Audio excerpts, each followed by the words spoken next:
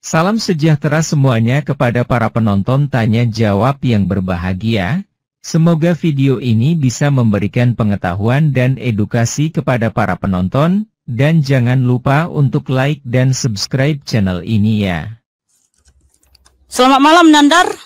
Selamat malam Bunda Mikana. Bagaimana kabarmu saudaraku? Selamat top BCD baru kacem baru kata donai lakhenu minak alam alhamdulillahirabbil alamin. Ya, puji Tuhan ya kalau kabarmu baik-baik dan sehat ya. Tapi saya berdoa kiranya sebelum engkau ya dipanggil Tuhan Yesus, bertobatlah sebelum terlambat. Amin. Baik. Saya juga berdoa ya. Boleh kiranya Mikana suatu udahlah, nggak usah dramatis banget. Tuhan ditangkap, dipilih dan dipulihkan menjadi pribadi yang terlahir baru, manusia baru dalam kebenaran iman dan Islam. Banyak pribadi yang dipanggil, tapi sedikit sekali yang dipilih. Kenapa sih kamu Nandar sukanya mengutip ayat-ayat dalam Alkitab? Mengutip ayat dengan Alkitab? Itu banyak yang dipanggil, sedikit yang terpilih. Kenapa kamu itu suka kali ngutip dari Alkitab? Kau nggak pede ya menggunakan ayat Al-Quranmu? Karena saya adalah Santo Agung. Santo Agung? Iya, Gembala Agung. Ya wajar lah saya mengutip Bible. Orang namanya juga gembala, menggembalakan jemaatnya. Ya harus pakai ayat Bible. Memang biasa kalau Lucifer itu suka curi firman Tuhan sesuai dengan firman Tuhan di Yeremia 23. Jadi Nandar ini telah menggenapi nubuatan di Yeremia 23 yang suka mencuri firman Tuhan. Haleluya. Yang mencuri firman Tuhan itu Paulus. Oh. Oke, ya. Apa pertanyaanmu Nandar? Pertanyaan saya, di mana halayak ramai memanggil Yesus sebagai Theos? Satu. Yang kedua, di mana Yesus mengaku sebagai Theos di dalam keempat gospel? Ya, kalau Yesus dipanggil oleh halayak ramai sebagai Nabi, ada di dalam Matius 21 nomor 11, inilah Nabi Yesus dari Nazaret. Kresek lagi nih, karena oh, kresek lagi ya? Iya, makanya jangan gerak-gerak mulu. Nervous banget menghadapi evangelis Agung. Jangan nervous, biasa aja. Andro, masih kresek? Nah, masih noise? Bagus, ya. Udah? Pertanyaannya sudah? Ya, silakan. Oke. Nandar, kamu tahu nggak kenapa Tuhan Yesus disalib? Apa alasannya orang Yahudi menyalibkan Tuhan Yesus? Saya nggak nanya itu, karena Yesus bukan yang disalib Yudas. Nah, kamu kan bertanya tentang Alkitab. Alkitab menuliskan bahwa yang disalib itu Tuhan Kristus. Tidak ada data yang tidak ada seorang pun para sejarawan atau para rasul menuliskan bahwa Yudas yang disalib. Kakak Mikana, saya nggak membahas penyaliban, atau mau ganti bahas penyaliban? Loh, tetap aja di situ kan kamu. Ini ada kaitannya dengan pertanyaanmu, di mana khalayak ramai mengatakan atau menyerukan bahwa itu Tuhan Yesus itu Theos atau Allah Elohim, kan gitu pertanyaanmu. Maka saya balikan lagi, kamu tahu nggak kenapa Tuhan Yesus disalib? Apa sih alasan orang Yahudi, ahli Taurat, orang Farisi menyalibkan Tuhan Yesus? Karena ketika memang orang banyak menyebut Tuhan Yesus itu, inilah dia Nabi Yesus dari Nazaret. Inilah Nabi Yesus dari Galilea ya, Matius 21, Matius 21 ayat 11. Dan orang banyak itu menyahut, inilah Nabi Yesus dari Nazaret di Galilea. Memang orang banyak mengakui Tuhan Yesus itu Nabi gitu kan. Tapi kenapa ahli-ahli Taurat, orang Farisi nggak ada yang protes? Nah, lalu apa alasannya kenapa Tuhan Yesus Kristus itu disalib? Ya baik, boleh aku jawab? Ya, pakai data dalam Alkitab. Karena kan kamu kan sok tahu nih. Ya, silakan. Iya, boleh saya jawab? Ya, silakan. Tatap wajah saya. Nih, Mikana, coba perhatikan ini. Enggak pakai ini aja, bentar-bentar. Ini saya mau jawab. Iya, silakan. Baru mau jawab, kenapa sih teman-teman? Datanya di mana? Datanya di mana? Saya mau jawab, diberikan waktu untuk menanggapi apa enggak? Ya, silakan. Nah iya udah di. Terima kasih Tok Chandro. Tuhan Yesus Iya, memberkati berlipat kali ganda. Baik. Teman-teman, kenapa Yesus disalib? Karena Yesus seperti OPM, membuat makar. Coba perhatikan ini ya. Akan tetapi semua seteruku ini yang tidak suka aku menjadi rajanya, bawalah mereka kemari dan isdiatkanlah mereka di depan mataku. Ini perkataan Yesus loh, tulisan merah. Kenapa? Kenapa? Karena tahu tidak? Sebentar. Enggak, kamu yang bacakan itu ayat berapa? Bentar dulu. Kamu bacakan ayat berapa? Belum selesai. Enggak usah panjang-panjang narasinya. Baru segitu. Kamu ayat berapa yang kamu baca itu? Lukas 19 nomor 27. Baik, saya lanjutkan Ayat 27. ya. Bentar dulu, bentar. Loh, aku Bentar. belum selesai. Itu Kenapa? perumpamaan tentang perumpamaan tentang uang mina, di mana ini nubuatan untuk akhir zaman. Oke. Untuk nanti hari penghakiman. Enggak sesuai. Nah, berarti oke, saya mute. Berarti saudara tidak tahu apa alasan Tuhan Yesus disalibkan ya? Nah, aduh, gimana sih? Saya disuruh menjawab. Ketika menjawab belum selesai dipotong kayak Edis aja. Loh, kita langsung tudupin aja karena di sini kamu so tahu ya. Yang tidak dipercaya siapa? Saya tanya setelah Tuhan Yesus memanggil Yesus Allah atau Theos, dan di mana Yesus mengaku sebagai Theos di dalam Injil, itu yang saya tanya. Tiba-tiba Anda lari ke penyaliban. Kenapa Yesus disalib? Nah, saya tunjukkan datanya. Ternyata Yesus disalib karena berbuat makar. Makanya ditaruh mahkota berduri. Karena Yesus mimpi jadi raja, ternyata nggak kesampaian. Anda tahu nggak, pemerintahan Pontius Pilatus menaruh... Bentar dulu, Yonatan. Nandar. Di Lukas 19 ayat 27, ketika Tuhan Yesus ya menjelaskan perumpamaan tentang uang mina, itu nubuatan akhir zaman, hari penghakimannya, tentang hari akhir itu, hari penghakiman. Ada nggak di sini ahli-ahli Taurat atau orang Farisi yang marah? Ayat selanjutnya ada? Baik, boleh saya tanggapi? Nggak ada kan? Oh. Nggak ada. Di mana? Tunjukkan di mana? Baik. Di Lukas 19 ayat 27 sampai 48 ada nggak di situ orang Farisi ahli Taurat yang marah? Baik, boleh saya tegaskan? Ini karena ini kamu dilihat oleh ribuan mata memandang. Kamu tahu nggak? Kamu paham nggak dengan pertanyaan saya?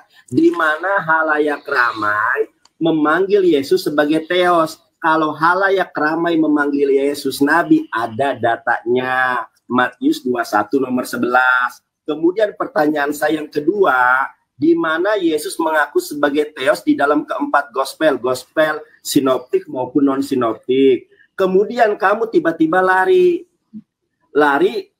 tidak menjawab pertanyaan saya, justru bertanya kepada saya, kenapa Yesus disalib? Kata saya, Yesus disalib karena seperti OPM, membuat makar.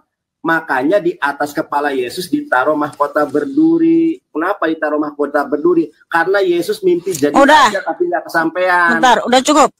Coba jawab pertanyaan saya. Ya. Di-mute aja dulu dirimu. Kok di-mute? Silakan.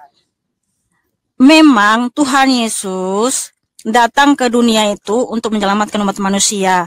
Dan orang banyak mengatakan Tuhan Yesus itu nabi. Tetapi kita lihat teman-teman ya, tidak ada ahli-ahli Taurat orang Farisi yang marah. Lalu apa alasannya Tuhan Yesus disalib? Karena Tuhan Yesus mengaku dia adalah Theos itu, Allah itu sendiri yang datang ke dunia, makanya dia disalibkan. Di mana datanya? Oke. Yang pertama, ketika Tuhan Yesus menyatakan di Yohanes 5, ketika Tuhan Yesus menyembuhkan orang pada hari Sabat, ya, di kolam Bethesda, di situ ada yang sakit lumpuh. Tuhan Yesus menyembuhkan pada hari Sabat. Lalu orang Farisi atau ahli Taurat, orang Yahudi marah. Tuhan Yesus menyatakan, Bapakku bekerja sampai sekarang, maka aku pun bekerja juga. Nah, sebab itu orang-orang Yahudi lebih berusaha lagi untuk membunuhnya, bukan saja karena ia menyediakan hari Sabat, tetapi juga karena ia mengatakan bahwa Allah adalah Bapanya sendiri, dan dengan demikian menyamakan dirinya dengan Allah, ya. Nah, ini juga alasannya kenapa Tuhan itu ya mau dibunuh, ya. Karena ketika Tuhan menyatakan, Bapakku bekerja sampai sekarang, maka aku pun bekerja juga. Itu telah menyatakan dirinya sama dengan Allah itu sendiri. Lalu, Tuhan juga mengatakan sebenarnya, di Matius 12 ayat 8. Karena anak manusia adalah Tuhan atas hari Sabat. Markus 2 ayat 28. Jadi anak manusia adalah juga Tuhan atas hari Sabat. Nah, hari Sabat itu kan pusat penyembahan kepada Yod-Heh-Vah-Veh Elohim. Tuhan Yesus menyatakan bahwa dia adalah Tuhan yang disembah itu karena dia adalah Tuhan atas hari Sabat. Lalu ketika Tuhan Yesus menyatakan di Yohanes 10 ayat 30, aku dan Bapa adalah satu, itu maknanya dia menyatakan dia adalah Elohim itu sendiri, sehingga di ayat 33, orang Yahudi dan ahli Taurat berusaha lagi untuk membunuh Tuhan Yesus. Nah, karena Tuhan Yesus mengaku dia adalah Tuhan itu sendiri, Allah itu sendiri, sehingga orang Farisi, ahli Taurat menganggap Tuhan Yesus ini menghujat, sehingga dia harus dijatuhi hukuman mati. Nah, puncak penyaliban itu ketika Tuhan Yesus ditangkap, yaitu di Markus 14. Saya bacakan dulu ya, Markus 14 ayat 60 sampai 64. Maka imam besar bangkit berdiri di tengah-tengah sidang dan bertanya kepada Yesus. Katanya, tidakkah engkau memberi jawab atas tuduhan-tuduhan saksi-saksi ini terhadap engkau? Tetapi ia tetap diam dan tidak menjawab apa-apa. Imam besar itu bertanya kepadanya sekali lagi, katanya, apakah engkau Mesias, anak dari yang terpuji? Jawab Yesus, akulah dia. Dan kamu akan melihat anak manusia duduk di sebelah kanan yang maha kuasa dan datang di tengah-tengah awan-awan di langit. Maka imam itu mengoyakkan pakaiannya serta berkata, untuk apa kita perlu saksi lagi? Kamu sudah mendengar hujatnya terhadap Allah. Bagaimana pendapat kamu? Lalu dengan suara bulat mereka memutuskan bahwa dia harus dihukum mati. Nah, inilah alasan Tuhan Yesus itu disalib. Karena dia mengaku dia adalah Allah itu sendiri. Sebab di dalam pandangan iman Yahudi, yang datang di tengah awan-awan di langit itu Yod-Heh-Vah-Veh Elohim. Sesuai dengan hukum Taurat yang ditulis Nabi Musa di Keluaran 34 ayat 5 sampai 6. Yang datang di tengah awan-awan di situ kan Yod-Heh-Vah-Veh Elohim. Sang Allah itu sendiri. Makanya dia disalib. Makanya dia dijatuhi hukuman mati. Tetapi apakah Tuhan berdusta? Dia adalah Yod-Heh-Vah-Veh Elohim itu sendiri yang datang ke dunia? Oh tidak, saudaraku. Benar apa yang dikatakan Tuhan Yesus, karena dia mati dan bangkit pada yang ketiga.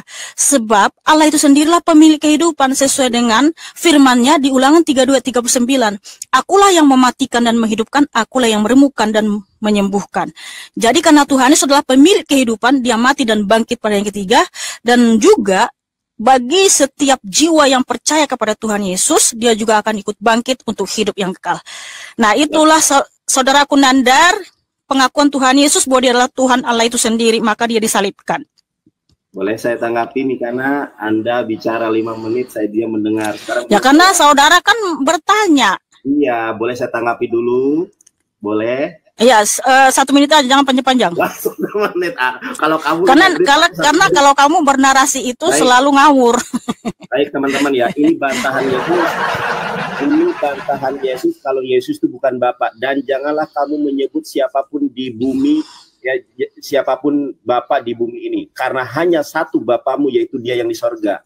Kemudian yang saya tanyakan itu, Tante Mikana, yang saya tanya di mana halayak ramai menyebut Yesus sebagai Theos. Sedangkan kata Tuhan yang kamu sampaikan itu bermuara, bersumber dari satu diksi, satu frase bahasa Yunani, artinya kurios, bukan Theos. Kemudian yang kedua, pertanyaan saya, di mana Yesus mengaku sebagai Theos? Berbeda dengan Tuhan kami dan Tuhan Yahudi. Semuanya mengaku sebagai Tuhan. Di dalam Tuhan Islam nih, Toha 14, Innani annallahu la ilaha illa anna fa'budni wa aqimis sholata li dzikri. Aku ini adalah Allah, tidak ada Tuhan selain aku, beribadah hanya kepadaku. Wa aqimis sholah, dirikanlah salat li dzikri, untuk mengingat aku. Begitupun di dalam Torah, Tuhannya Yahudi mengaku sebagai Allah. Di mana? Di dalam Shefer Shemot Perek Esri Mispas Tayim. Di dalam kitab Keluaran pasal 20 ayat kedua. Payomer Elohim, berfirmanlah Tuhan, Anohi Adonai Eloheha. Aku ini adalah Yahweh, Tuhan kamu, Theos kamu, God kamu. Sekarang saya tanya, kalau Tuhannya Yahudi mengaku sebagai Tuhan, sekarang mengaku sebagai Theos, mengaku sebagai God, sekarang tolong buktikan satu ayat saja di dalam gospel. Jangan banyak penjelasan. Di mana Yesus mengaku sebagai Theos? Ayat berapa, pasal berapa, Injil apa? Silakan. Oh, Nandar. Ketika kamu kutip Matius 23 itu Tuhan Yesus konteksnya selagi ada di dalam dunia sebagai anak. Karena memang tidak boleh kita menyebut Bapa siapapun kecuali Tuhan Yesus. Karena Tuhan Yesus adalah Bapa itu sendiri sesuai dengan firman-Nya di Yohanes 10:30. Itulah kenapa Tuhan Yesus mau disalib ya. Tuhan Yesus mengaku aku dan Bapa adalah satu. Di sini maksudnya dia mau menyatakan dia adalah Bapa itu sendiri, makanya dia mau disalib, mau dibunuh. Lalu di Yohanes 14 ayat 7. Ya, barang siapa melihat aku sudah melihat Bapa. Makanya kalau kita tidak percaya bahwa Tuhan sudah Yod-Heh-Vaveh Elohim sendiri, kita akan mati di dalam dosa-dosa kita ya. Nah, oleh karena itu, saudaraku, kalian harus paham siapakah Tuhan Yesus. Tuhan Yesus adalah Sang Firman yang adalah Elohim itu sendiri yang datang ke dunia karena dialah Sang Pencipta segala sesuatu. Jadi di Perjanjian Lama memang dia disebut Yod-Heh-Vaveh. Ya, dia adalah Yod-Heh-Vaveh itu sendiri yang datang ke dunia. Dari mana kita tahu? Dari firman-Nya ya. Kepada Nabi Musa, Yod-Heh-Vaveh Elohim bersabda di Keluaran 3 ayat 14. Akulah yang ada dan yang ada. Ya. Kemudian kepada Abraham, Yod-Heh-Vaveh Elohim bersabda Kejadian 17 ayat 1. Akulah Elohim yang Maha Kuasa. Kemudian kepada Nabi Yesaya di Yesaya 44 ayat 6, akulah yang awal dan akhir, tidak ada Elohim selain aku. Nah, ingat ya kata kunci ini, yang ada dan yang ada, yang Maha Kuasa, yang awal dan akhir. Nah, Yod-Heh-Vaveh Elohim itu menegaskan lagi firman-Nya di Wahyu 1 ayat 8. Akulah Alfa dan Omega, yang ada dan yang ada, yang Maha Kuasa. Kemudian ditegaskan lagi di Wahyu 1 ayat 17 sampai 18. Akulah yang awal dan akulah yang akhir. Aku telah mati, namun lihatlah aku hidup abadi selama-lamanya dan aku memegang kunci kerajaan maut. Jadi dari sini kita tahu bahwa Tuhan Yesus Kristus adalah Yod-Heh-Vaveh Elohim itu sendiri. Karena yang awal dan akhir itu hanya satu oknum. Dialah Yod-Heh-Vaveh Elohim yang pernah datang ke dunia. Dia mati dan bangkit pada yang ketiga. Karena sudah sangat jelas Yod-Heh-Vaveh Elohim menyatakan dengan tegas Wahyu 1 ayat 17 sampai 18. Jangan takut, akulah yang awal dan akulah yang akhir. Aku telah mati, namun lihatlah aku hidup abadi selama-lamanya. Haleluya, haleluya. Oke, saya rasa sudah cukup dulu ya. Nandar? Dan cukup Nandar. Mana kamu? Karena apalagi? Loh, aku tanggapi. Gantian dulu sama yang lain. Ngapain kamu tanggapi? Loh, kok nggak boleh ditanggapi? Aku udah dengerin dari tadi. Nah, saya mau tanya dulu sama kamu. Kalau gitu saya mau tanya. Kamu bertanya terus. Ya udah, aku bertanya dulu. Boleh nggak? Ya boleh, tapi tanggapi dulu ya. Ngapain? Loh, kenapa? Itu kan firman Tuhan. Ngapain? Salah di mana? Nggak boleh kamu. Di mana Yesus mengaku sebagai Theos di dalam keempat gospel, dan di mana tadi mengaku sebagai Theos. Oh, Nanda dengar dulu. Sebentar. Kamu ngomong 5 menit, aku dengarkan, nggak pernah aku interupsi, aku sabar. Aku memenuhi 9 buah roh, kasih, sukacita. Banyak kali gayamu, aduh. Nah, kamu sekarang aku lagi ngomong, Bu. Ikutan ngomong. Ismi Jasmine, terima kasih. Tadi sudah saya jelasin kenapa Tuhan disalib, karena dia mengaku adalah Allah itu sendiri. Saya nggak nanya Yesus disalib, yang saya tanya di mana halayak ramai menyebut Yesus Theos dan di mana. Oke, bentar. Saya jawab itu. Boleh. Nah, justru karena orang-orang itu nggak percaya Tuhan Yesus itu Tuhan dan Allah. Bagaimana mungkin mereka mengatakan Yesus itu Tuhan? Kalau mereka percaya Yesus itu Tuhan dan Allah, nggak akan disalib. Nandar, gimana sih Nandar ini? Oh Allah. Boleh saya tanggapi? Boleh? Boleh ya. Iya, silakan. Nih teman-teman ya, si Mikana tadi pakai ayat Yohanes 10 nomor 30. Coba lihat ya. Ternyata para murid Yesus juga bersatu dengan Yesus supaya itu Yohanes 17 itu. Iya, Yohanes 17:21. Bentar, kamu jangan alihkan topik. Aduh.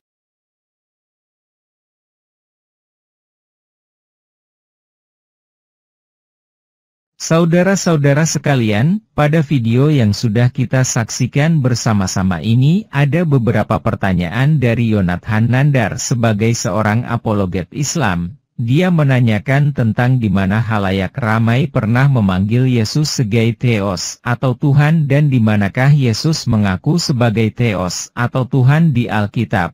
Dan Mihana pun menjawab dengan bertanya balik tentang kenapa kok Yesus sampai disalib. Memang jawaban itu tidak ada hubungannya dengan pertanyaannya dan tidak dapat dielakkan lagi. Terjadilah perdebatan yang panjang di antara mereka. Silahkan para penonton menilai sendiri untuk masalah ini apakah jawaban Mihana sudah menjawab semua pertanyaan tersebut ataukah memang tidak ada jawabannya. Silahkan tulis pendapatnya di kolom komentar. Terima kasih. Jawabannya lihat ayat di Alkitab. Matius pukul 21:11 dan orang banyak itu menyahut, inilah Nabi Yesus dari Nazaret di Galilea. Lukas pukul 19:27 akan tetapi semua seteruku ini, yang tidak suka aku menjadi rajanya, bawalah mereka kemari dan bunuhlah mereka di depan mataku. Matius 12:8 Karena anak manusia adalah Tuhan atas hari Sabat. Markus pukul 2:28 Jadi anak manusia adalah juga Tuhan atas hari Sabat. Yohanes pukul 10:30 Aku dan Bapa adalah satu. Yohanes pukul 10:33 Jawab orang-orang Yahudi itu, bukan karena suatu pekerjaan baik maka kami mau melempari engkau, melainkan karena engkau menghujat Allah dan karena engkau, sekalipun hanya seorang manusia saja, menyamakan diri dengan Allah. Markus 14, lihat perikopnya di ayat 60-64. Keluaran 34, lihat perikopnya di ayat 5-6. Ulangan 32-39 Lihatlah sekarang, bahwa akulah dia. Tidak ada Allah kecuali aku. Akulah yang mematikan dan yang menghidupkan, aku telah meremukkan, tetapi akulah yang menyembuhkan, dan seorang pun tidak ada yang dapat melepaskan dari tanganku. Matius 23:9 Dan janganlah kamu menyebut siapapun bapa di bumi ini, karena hanya satu Bapamu, yaitu Dia yang di sorga. Keluaran 22, Akulah Tuhan, Allahmu, yang membawa engkau keluar dari tanah Mesir, dari tempat perbudakan.